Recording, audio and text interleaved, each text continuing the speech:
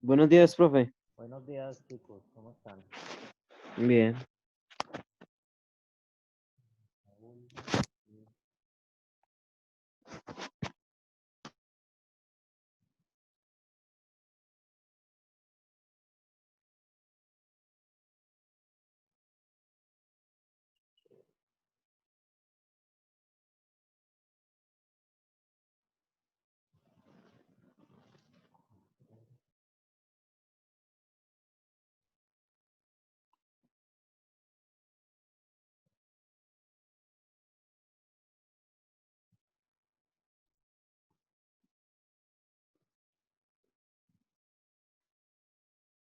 La chica que aparece como María Contreras, yo no la tengo en lista.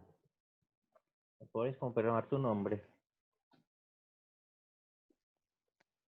María Angélica Castillo Contreras. Ah, ya.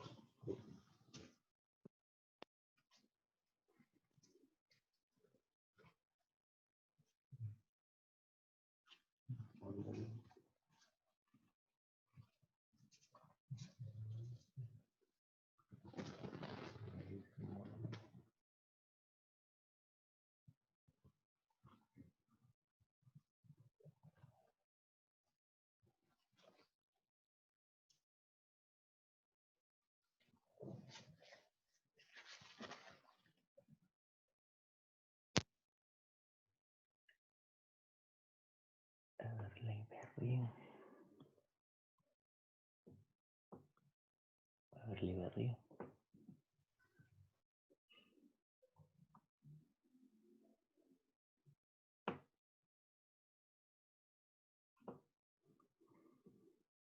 Berrío, ese que aparece, Everly Berrío, ¿es Juan José Berrío o es otra persona?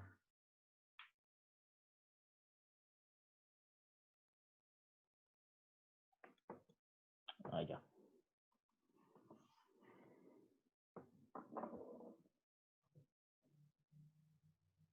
Jason Esteban Montoya.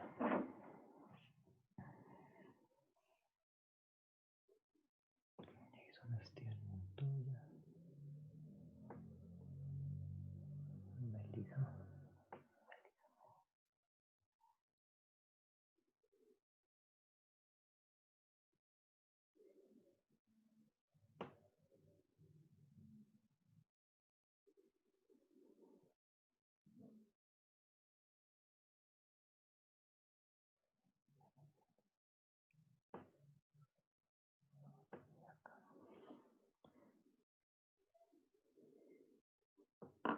Ana Carol Sofía.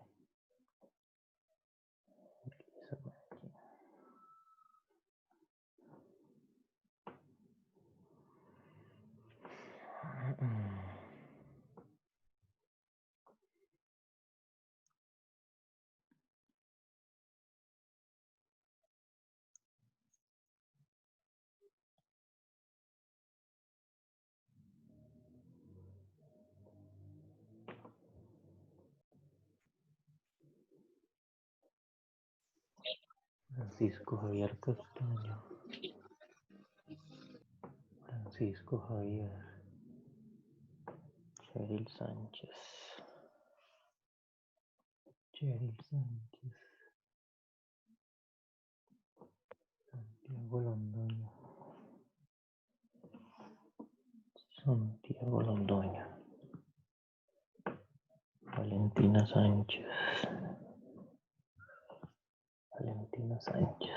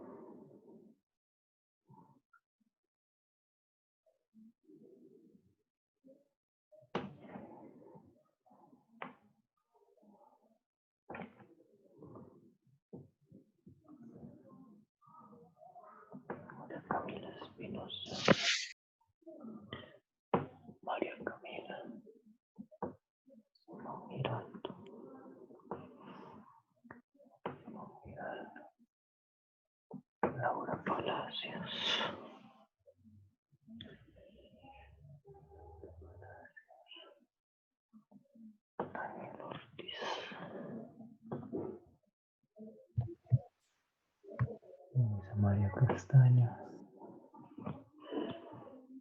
Castaño, Luisa María. Yasmin Casas.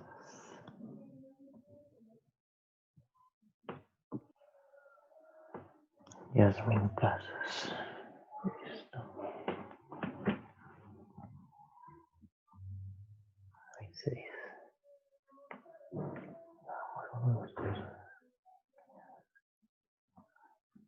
Creo que ya apuro.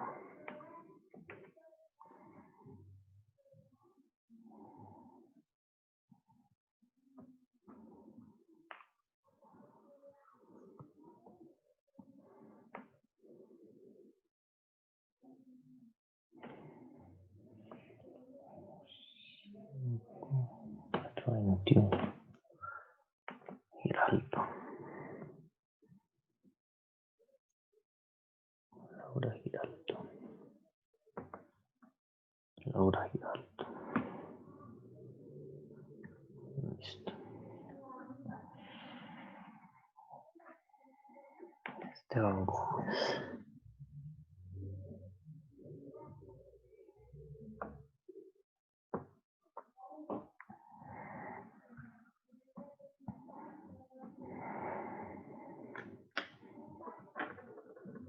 Bien.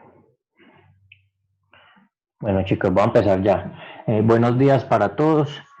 Ya hoy iniciamos entonces en formalidad el segundo periodo con unos cambios en cuanto a la forma de evaluar y presentar las actividades. Algo de eso les mencioné en un pequeño videito que les hice la semana pasada, pero entonces hoy voy a terminar de aclarar esas situaciones. Este periodo, pues por iniciativas de la directiva, en vista de que se estaba acumulando mucho papeleo en la calificación de talleres, estaba pues se generando hasta estrés entre los mismos estudiantes y los mismos docentes, se decidió que el objetivo de la evaluación iba a ser esencialmente oral. Es decir, en este sentido, la mayoría de las valoraciones se van a hacer en estos encuentros presenciales. Uno que otro se va a valorar por fuera de estos encuentros. Entonces, de esa forma, entonces, estas guías que se les envió se van a trabajar en su esencia, o sea, casi que en su 70% en estos encuentros. Lo otro que quede faltando, pues ya cada docente pues mirará cómo lo aborda. Por ejemplo, en mi caso, pues si queda faltando algunos elementos, entonces yo ya les doy instrucciones de cómo sustentar estos elementos. ¿Hay alguna duda al respecto antes de continuar?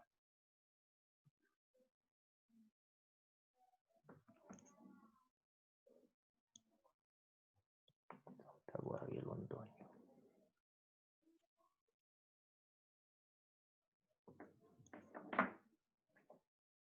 Julián.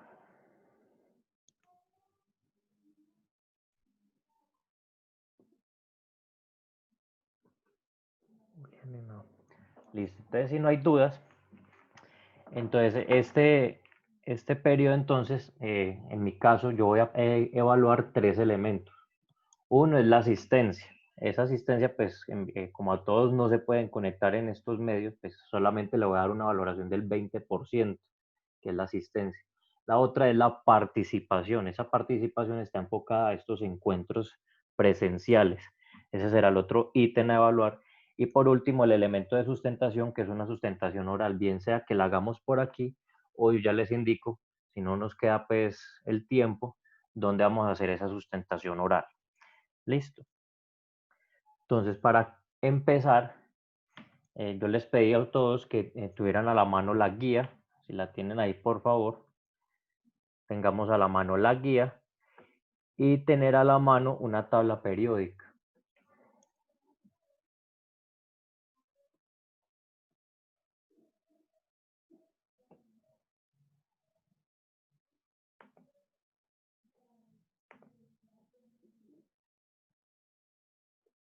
Entonces vamos a empezar por compartir un videito que está propuesto dentro de la misma guía.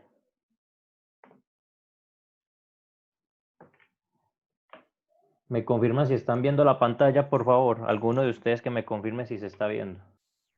Sí. Sí. Listo. Entonces vamos a prestar atención al siguiente videito.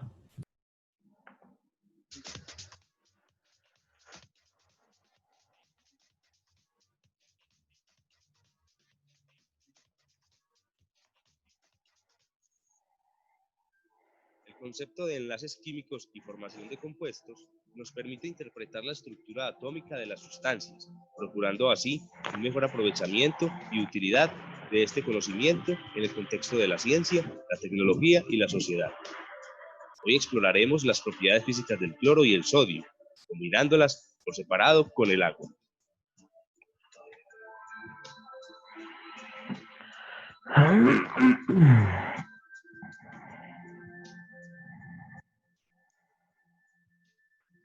El día de hoy vamos a trabajar con cloro, sodio y agua. Mezclaré un poco de sodio con agua a ver qué sucede.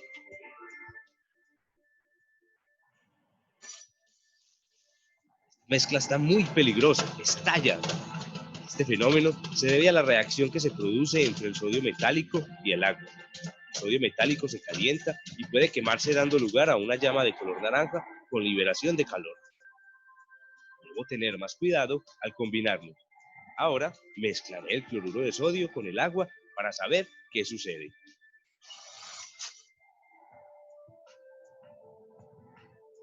Qué raro, este compuesto no estalla. ¿Por qué los átomos en la naturaleza forman diferentes tipos de compuestos?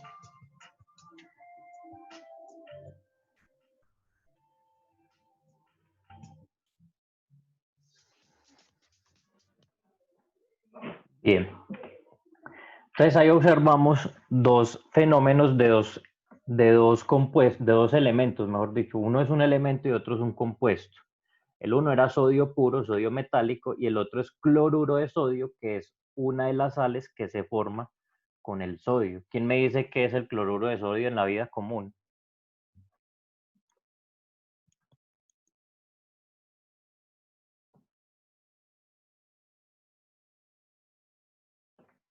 La sal.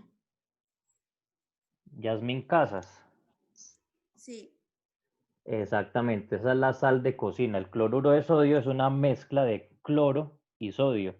Entonces ahí muestran dos momentos. Primero mezclaron el sodio con el agua, este estalla, por lo general los elementos metálicos del grupo alcalinos. ¿Tienen la tabla ahí o no la tienen ahí? Sí, Si ustedes ven en dónde está ubicado el sodio Sí. en sentido vertical. En sentido vertical está ubicado en el primer grupo. Las tablas periódicas están organizadas por grupos. Por ejemplo, si ustedes miran arribita del hidrógeno, van a ver que dice 1 o grupo 1. ¿Sí lo ven? sí. Todos esos elementos del grupo 1, a esos elementos se le llaman elementos metálicos alcalinos y tienen la particularidad que cuando entran en reacción con el agua explotan, ¿ya? Sin embargo, cuando el sodio yo lo combino con cloro forma una sal y al combinarlo con agua no explota. ¿Quién me dice por qué? ¿Por qué se dará eso? ¿Cuál será la diferencia entre el uno y el otro? ¿Qué creen que sucederá ahí?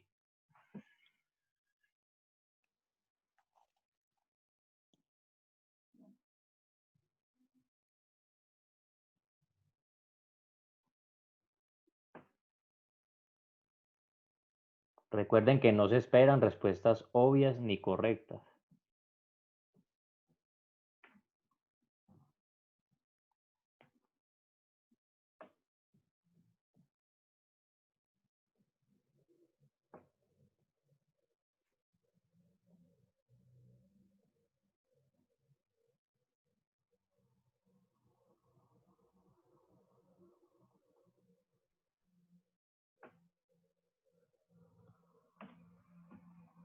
Ninguno entonces entiende el por qué se da eso.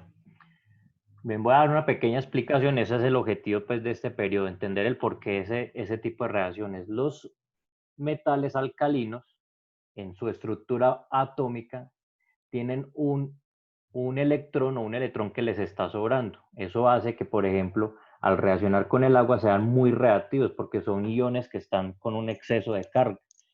Sin embargo, cuando yo mezclo el sodio con el cloro se forma una sal, o sea que al unir el cloro y el sodio, ese electrón libre que tiene el sodio lo va a compartir con el cloro. ¿Ya? Por eso es que es más estable la reacción entre el sodio y el cloro. En el taller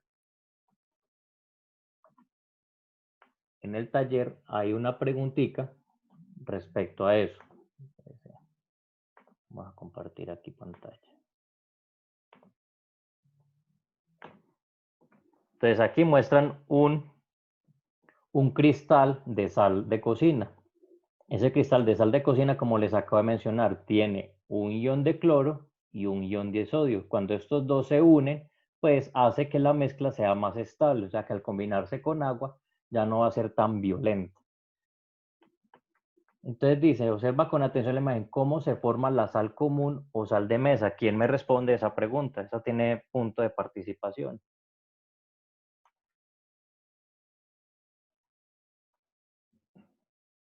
Entre la unión de esos dos elementos, ¿De cuáles elementos, Samuel?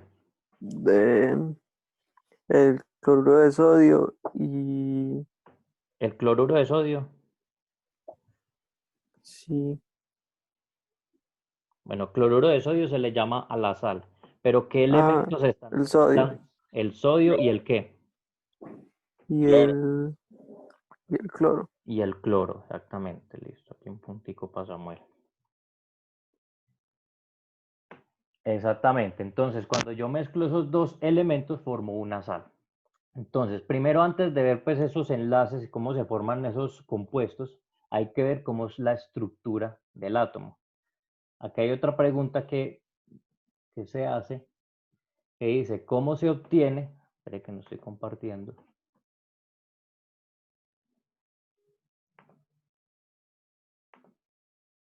La pregunta es, ¿cómo se obtiene la sal común en la naturaleza? ¿Alguien sabe de dónde se obtiene esa sal común? De la evaporación del agua. Eso fue Sara. Cuando tú evaporas agua, obtienes sal común. ¿Lo has hecho en tu casa? Cuando se evapora el agua salada de la Sí, playa. el agua del mar, el agua marina. ¿Quién lo respondió? ¿Quién dijo agua marina? Santiago Londoño Sánchez.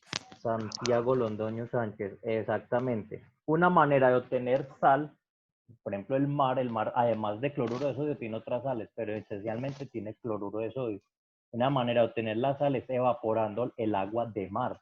El agua dulce, si usted la evapora, pues simplemente se evapora y no va a tener nada. En cambio, el agua de mar, usted la evapora, va a obtener esta sal.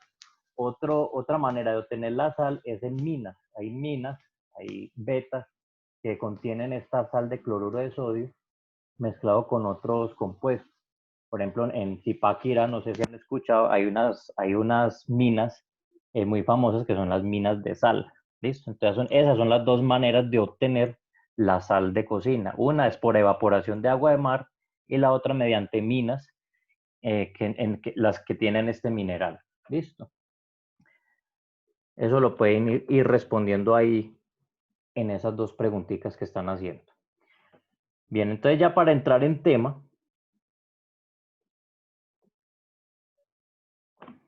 antes de ver cómo se forman todos estos enlaces, vamos a ver cómo está compuesto el átomo. Entonces les voy a contar una pequeña historia.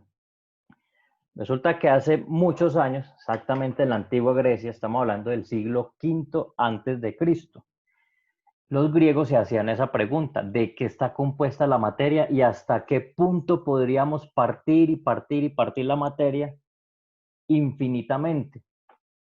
Entonces, si usted coge un grano de maíz y lo parte a la mitad y luego la otra mitad lo parte a la mitad y lo parte y lo parte y lo parte, ¿será que habrá algún punto donde yo ya no pueda partir más? ¿Quién me responde?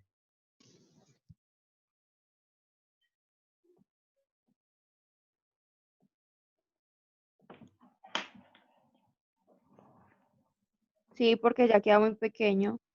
Entonces, no es posible partir más. Sí. No. Sí es posible partir más. Sí, La materia no se destruye. ¿Quién me está hablando ahí? Que no estoy viendo. Yo, porque es final. Ortiz. Entonces, ¿qué es lo que me dices? Que sí se puede partir hasta el infinito. Probablemente. A ver, la materia no se destruye. Y Sí. se puede hacer moléculas más pequeñas de lo que ya es.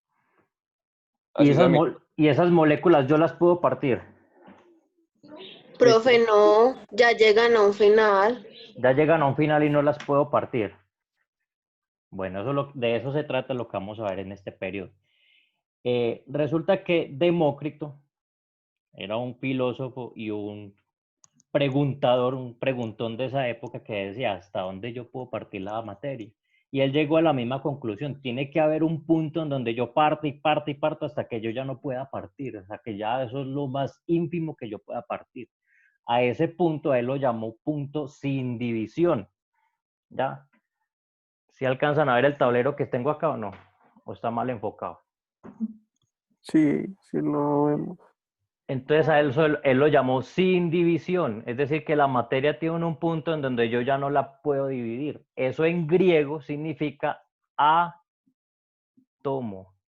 que significa sin división. De ahí viene el concepto de la palabra átomo. Es decir, que Demócrito dijo, la materia tiene que tener un punto mínimo, o sea, el punto mínimo donde yo ya no la puedo partir más y a ese punto lo llamo punto sin división o átomo. Esa es la partícula más elemental de la materia. Eso fue lo que expuso Demócrito. Demócrito dijo que simplemente la materia estaba compuesta de pequeñas partículas, unas pegadas a otras, y que esas partículas no se podían dividir. A esas partículas se las llamó átomo. Entonces retomemos, ¿qué fue lo que dijo Demócrito?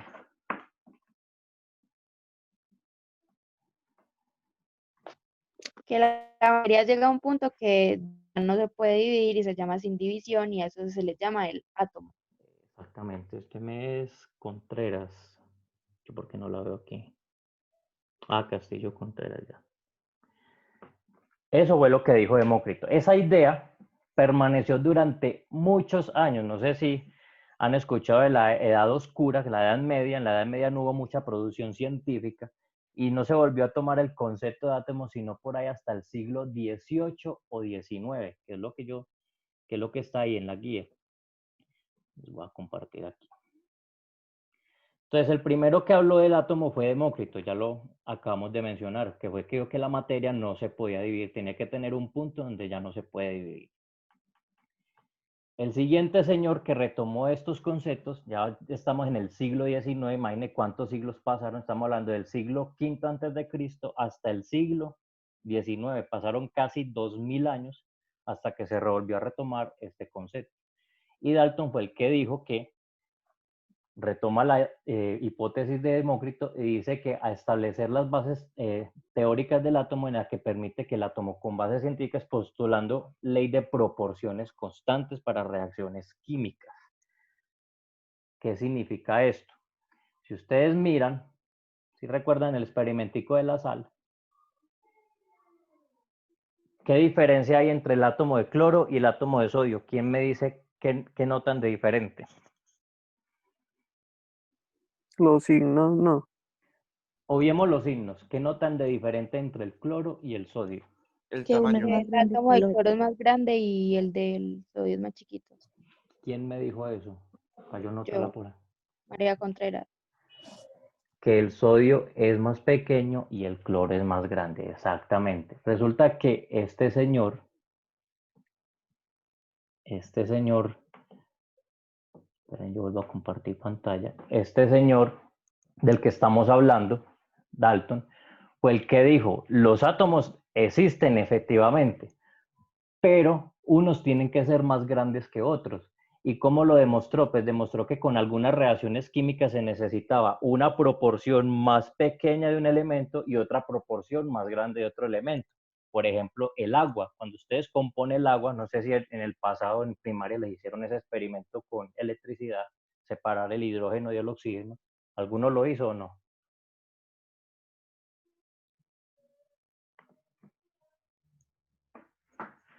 Cuando separamos el hidrógeno del oxígeno, resulta que eso se hace con una pilita. Por si algún día alguien lo quiere hacer, conecta el polo positivo, por decir algo que esto es agua, conecta el polo positivo en un tubo de ensayo y el polo negativo en otro tubo de ensayo. Y eso empieza a hacer unas burbujitas. Y aquí se empieza a acumular como un gas. Cuando usted termina de hacer el experimento, aquí en el polo negativo se acumula el gas de hidrógeno y aquí en el polo positivo se acumula el gas de oxígeno. Resulta que no se acumulan en proporciones iguales. El hidrógeno se acumula en una proporción más pequeña y el oxígeno se acumula en una proporción mucho más grande. ¿Quién me dice por qué se da eso? Porque el hidrógeno se acumula más pequeño aquí y aquí se acumula más grande el oxígeno. Por la densidad de los dos. ¿Será que tiene que ver la densidad? Miren la tabla periódica, ubiquemos el hidrógeno. ¿Qué número tiene el hidrógeno? El 1. El 1. ¿Y qué número tiene el oxígeno? El 8. El 8. ¿Eso qué significa? ¿Eso qué les dirá ese número?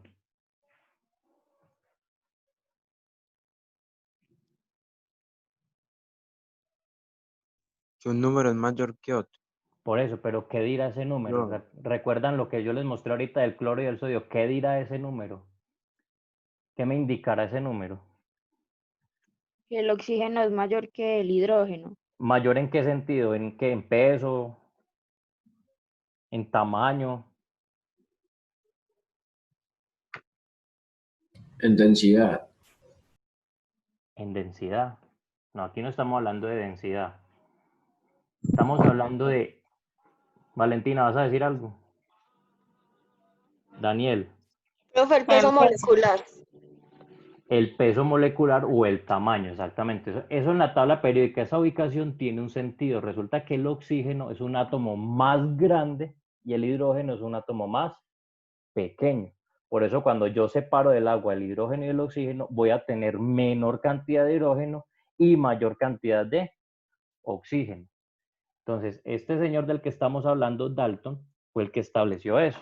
Él dijo, los átomos son como lo dice Demócrito, pero los átomos no son todos iguales. Resulta que habrán unos grandes y habrán otros pequeños. ¿Ya? Él fue el que estableció esa relación de proporcionalidad. Entonces retomemos. Demócrito dijo que la materia estaba compuesta de átomos. Y Dalton ya dice que esos átomos, unos son más grandes que otros. ¿Listo? Vamos por acá.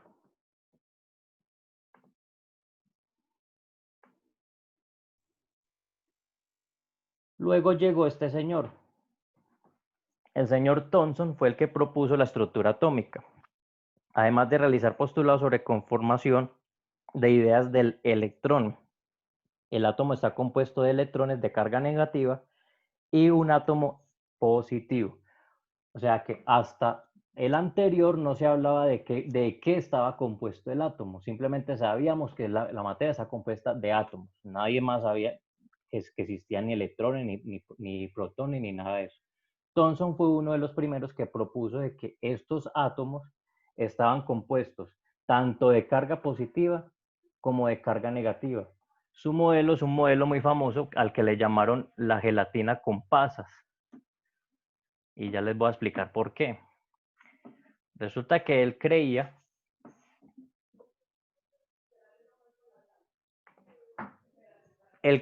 que los átomos eran una gran masa, una gran bola.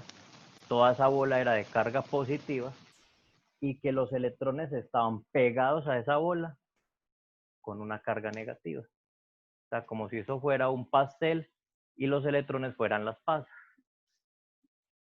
Ese fue el modelo que propuso este señor. Es decir, que los átomos son una bola positiva y los electrones están ahí pegados como unas pasas. O sea, a ese modelo se le llamó el modelo del pastel con las pasas o modelo del pie de pasas. Eso es un modelo inglés, el señor Thomson.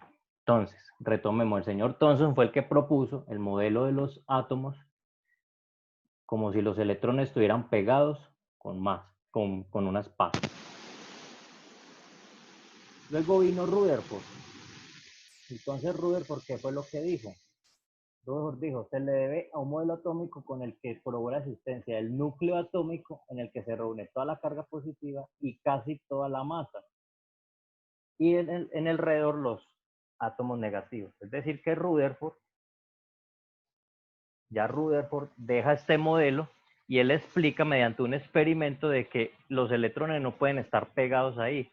Él explica de que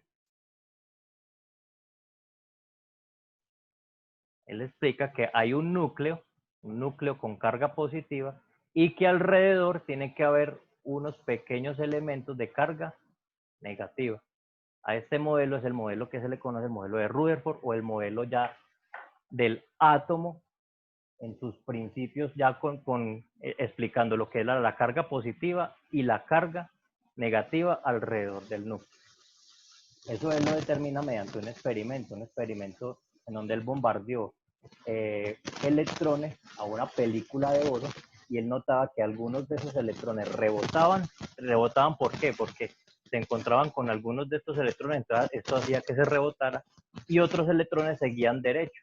Es decir, que la carga positiva los atraía. Él demostró eso mediante ese experimento, de que los átomos tenían que estar conformados por un núcleo y por una nube o un alrededor lleno de electrones. Continuar por acá. Luego vino Bohr. Bohr fue el que propuso lo de los niveles de los átomos. Bohr luego, mediante también un experimento, y con la ayuda de Einstein, porque Einstein demostró con el efecto fotoeléctrico que no todos los electrones estaban de la misma manera, Bohr demostró de que los electrones estaban ubicados en unos niveles, es decir, que no estaban así en desorden como lo decía Rutherford. Es decir, que Bohr, que fue lo que dijo, que había un núcleo, pero que los electrones no estaban ahí en desorden, sino que tenían unos niveles de energía. Y esos niveles determinaban dónde iban a estar ubicados esos electrones. Entre más cerca al núcleo, pues esa energía va a ser más grande. A esos niveles, él los denominó con letras, nivel N, nivel L, nivel O, nivel P. O sea, los determinó con unas letras. Y entre más grande el átomo, pues muchos más niveles de energía. Por eso es que el átomo de oxígeno tiene tamaño más grande, porque tiene mucho más electrones. O sea que el modelo de Bohr ya habla de los niveles de energía. ¿Listo? Y por último, vamos a acelerar un poquito. No voy a hablar de los otros dos porque Lewis vamos a hablar más adelante de lo que son los enlaces químicos. Y Sommerfeld, que es el que habla de la materia, los principios de conservación de la materia. Vamos a hablar de Schrödinger. Schrödinger, ¿qué fue lo que dijo? Schrödinger dijo, o sea, retoma lo de Bohr y dice, sí, hay unos niveles, pero los electrones no son partículas, sino que están ubicados como en unas nubes, porque no hay manera de determinar a dónde están esas. Esas nubes, o esos niveles de energía, esas nubes, esos niveles de energía ya no son así de esta estructura, sino que él habla de que pueden tener unas formas geométricas. Por ejemplo, en algunos átomos esa nube de electrones puede ser redonda, en otros puede ser como forma ovalada, como un 8, en otros puede ser como forma de disco y un 8. Es decir, él habla de que ya los electrones no están ubicados en un punto, sino que pueden estar ubicados en cualquier configuración. Entonces, ahí está la evolución pues, del átomo, desde Demócrito, que dijo que simplemente eran unas bolitas, hasta Schrödinger, que fue el que dice que los átomos están compuestos de una nube de electrones que están ubicados en una forma geométrica. Ya para finalizar, entonces, voy a decir aquí, ya nos está acortando el tiempo, nos están pidiendo aquí el tiempo. Aquí hay una actividad. En esta actividad me están pidiendo que relacione cada uno de estos elementos, de estos átomos, con su modelo correspondiente. Vamos a hacerlo aquí de manera rapidita. Este de acá, ¿qué modelo sería? Rutherford, Dalton. A propósito, acá hay un error para que lo corrijan. Aquí es Demócrito. En el primero. ¿Ya lo corrigieron?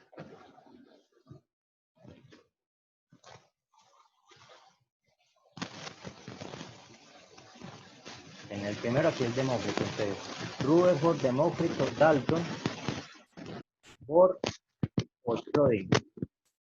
Entonces, de esos nombres que mencioné, este primer modelo, ¿a cuál correspondería? Demócrito. Exactamente. Este de acá, ¿cuál correspondería? Thomson. Ese es el modelo de Thomson. ¿Este de cuál correspondería? Schrödinger. No, Bohr.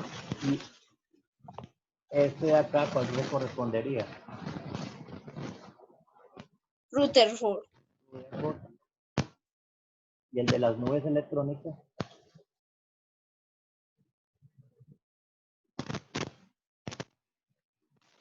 Dalton. Sommerfield. No, el de las nubes electrónicas, que hablé ahorita último. Es ese mismo. Bohr. El Bohr es el de arriba, el de los niveles. El de las nubes electrónicas se llama Schrödinger. Es el último modelo atómico que ha establecido la ciencia, el modelo de Schrödinger. ¿Listo? Entonces, ya se nos va a acabar el tiempo. La fase de entonces, cada uno no me lo va a hacer de manera escrita, sino que me lo va a explicar de manera oral, en un video. Me lo va a mandar por WhatsApp. Me va a explicar este ejercicio, este tallercito. Cada uno de esos modelos a cuál corresponde. ¿Por qué? ¿Por qué te corresponde a esto y por qué te corresponde a esto? Un video que no dure menos de 1 minuto, por favor. ¿Vale? El video largo. Donde me expliquen cada uno. ¿Quedó clara la tarea? Sí. Entonces, no es necesario escribir. Usted coge su guía, hace el video y dice, este átomo corresponde a tal persona, ¿por qué? Este átomo corresponde a tal persona, ¿por qué? Y así sucesivamente.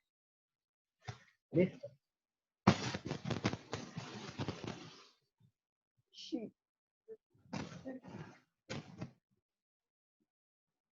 Entonces, chicos, entonces nos vemos el próximo lunes. Recuerden que en la virtualidad nada más nos vamos a ver 1 hora a la semana. La idea es ir haciendo al día en estas clases. La idea es ir haciendo la guía de manera guiada e instruida.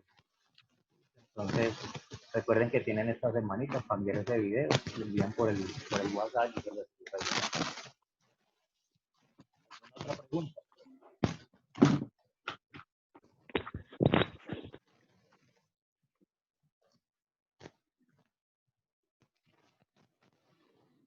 Angélica.